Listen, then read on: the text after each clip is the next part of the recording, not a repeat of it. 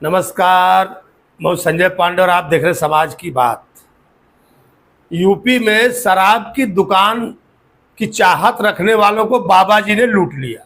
जी हाँ, लोग ऐसे बर्बाद हुए कि अब वो रोए तो किससे रोए, जाए तो जाए कहाँ जाए। वो नई शराब नीति उत्तर प्रदेश में लागू हुई थी और ये जो महीना आखिरी गया था उसमें एक पर एक फ्री शराब, इसकी आलोचना कई जगहों पर हुई थी, जबकि ऐसी कोई सरकारी नीति नहीं थी। वो स्टॉक खाली करने के लिए जो दुकानदार थे, जिनको अपना पुराना स्टॉक खाली करना था, उन्होंने एक पर एक फ्री करके शराब बेची, कहीं पर 2 पर 1 फ्री करके बेची। मैं आपको बताता हूं कि आखिर जो ये शराब नीति थी, इससे 55,000 करोड़ रुपए का फायदा हुआ उत्तर प्रदेश सरकार को। और बर्बाद लोग जो दुकान की इच्छा रखते थे, जिनको चस्का लगा था दुकान का, वे लोग अब की बार बर्बाद हो गए। क्योंकि जो नया टेंडर निकला था उसमें लॉटरी सिस्टम पहले से भी था, बहुत दिनों तक रिन्यूअल हुआ करता था, लोग उसको आगे बढ़ाते रहते थे। लेकिन अब की बार फिर से लॉटरी लगी और उसमें नियम ये था कि जो दुकानें होगी, जो ग्रामीण इलाकों की दुकानें होगी, उस पर 40,000 रुपया देसी के लिए और 55,000 रुपया इंग्लिश के लिए, और शहरी इलाकों के लिए फीस 65,000 रुपये देसी के लिए और 90,000 कंपोजिट दुकानों के लिए। ये थी प्रोसेसिंग फीस एक दुकान की। और मैं आपको बताता चलूं कि जो ग्रामीण इलाके में फीस थी 40,000 और 55,000। तो अब की बार एक नई चीज ये थी कि पहले बियर की दुकानों का अलग से लाइसेंस होता था और इंग्लिश की दुकानों का अलग से लाइसेंस होता था, और अब की बार ये दोनों जो लाइसेंस थे, दोनों एक साथ कंपोजिट कर दिए गए थे, इंग्लिश का और बियर का। भांग की दुकानों के लिए अलग 25,000 की फीस थी। तो हमने आपसे कहा कि लोग बर्बाद हो गए दुकान की चाहत रखने वाले। तो आखिर आप लोग सोच रहे होंगे कि हमने ऐसा क्यों कहा, बाबा जी ने उनको लूट लिया। तो आखिर कैसे लूट लिया, उसकी दास्तान मैं आपको सुनाता हूं। पिछली बार ऐसा हुआ था जब लॉटरी लगी थी, तो जो लोग दुकान खोलना चाहते थे या चाहते थे कि उनको लाइसेंस मिल जाए, अब की बार भी ऐसा था कि सिर्फ एक व्यक्ति को 2 दुकान का लाइसेंस मिलेगा, उससे ज्यादा लाइसेंस किसी को मिल नहीं सकता। तो लोगों ने क्या किया, अपने नातेदार, रिश्तेदार, अगल बगल जिसका भी हो सका, कई लोगों ने 100-100 दुकानों के पर्चे भरे थे, एक एक आदमी ने भरवाए थे।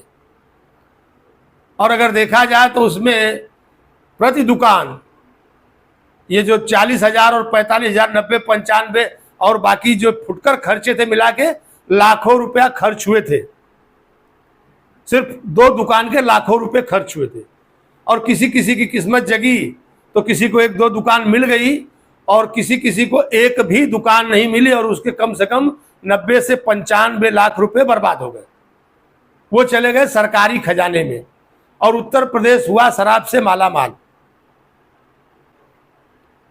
लेकिन जो लोग दुकान की चाहत रखने वाले थे वो लोग हो गए बर्बाद। और देखा जाए, हमने जब शुरू में एक वीडियो हमने बनाया था स्टार्ट में, संसाधनों के अभाव में, तो हमने एक बात कही थी उस समय कि सरकार लोगों को गेहूं दे रही है, राशन दे रही है, और लोग गेहूं बेच करके शराब पी रहे हैं। और शराब से जो अर्थ आ रहा है, शराब से जो टैक्स मिल रहा है सरकार को, वो उसकी बहुत बड़ी रकम। हमने आपसे बताया कि 55,000 करोड़ सरकारी खाते में जमा हुआ, और ये सारे पैसे, और इसके बाद भी ये जो शराब है इस पर 66% टैक्स लगता है। जो शराबी हैं, अगर देखा जाए तो जो प्रदेश की वित्तीय हालात है उसको काफी सुधारते हैं। मैं कई जगह अपने वीडियो में कई बार बोला था, हमने कई बार जो शराबबंदी है उसका समर्थन करते हुए हमने कहा था कि अगर गुजरात जैसा राज्य शराबबंदी कर सकता है, बिहार जैसा गरीब राज्य शराबबंदी कर सकता है, तो बाकी क्यों नहीं करते। तो अपने अपने तर्क थे। कुछ लोगों ने लिखा था हमको कि नहीं, ये जो शराबबंदी है ज़्यादातर मामले में सफल हो नहीं पाती है, क्योंकि जो शराब का जो कारोबार है, जो शराब के माफिया हैं, वो कहीं ना कहीं से उल्टा सीधा करके शराब पहुंचाते हैं।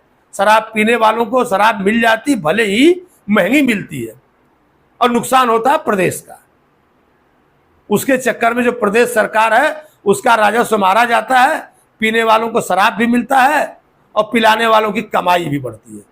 और आप देखे होंगे कि कई जगह नकली शराब के चक्कर में सैकड़ों लोगों की मृत्यु भी हो गई।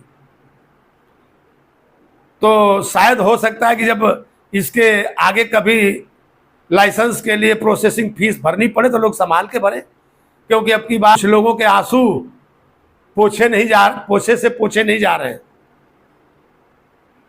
सर पकड़ करके बैठे हुए, क्योंकि उनको लगा था कि शायद हम 100 दुकानों की भरेंगे तो कहीं ना कहीं हमको 10 दुकानें मिल जाएगी, 20 की भरेंगे तो 5 मिल जाएगी, और कोई तो बेचारा 2 दुकान भरा था उसको वो भी नहीं मिली। और कुछ लोग इसमें से जो पहले के पैसा कमाए हुए लोग थे, उन लोगों ने खूब दबा करके पैसा भरा था, कहीं ना कहीं जो पैसा पीछे बचाया था उसको अब की बार झोंक दिया था। खैर जो भी हुआ अच्छा हुआ, कहीं ना कहीं उससे प्रदेश का राजस्व बढ़ा, और जो लोग शराब की दुकान की चाहत रखते थे उनको तकलीफ हुई। फिर बाकी और देश और काल से जुड़े हुए जो समाज के मुद्दे हैं उस पर मैं आपसे फिर मिलूंगा, तब तक के लिए धन्यवाद।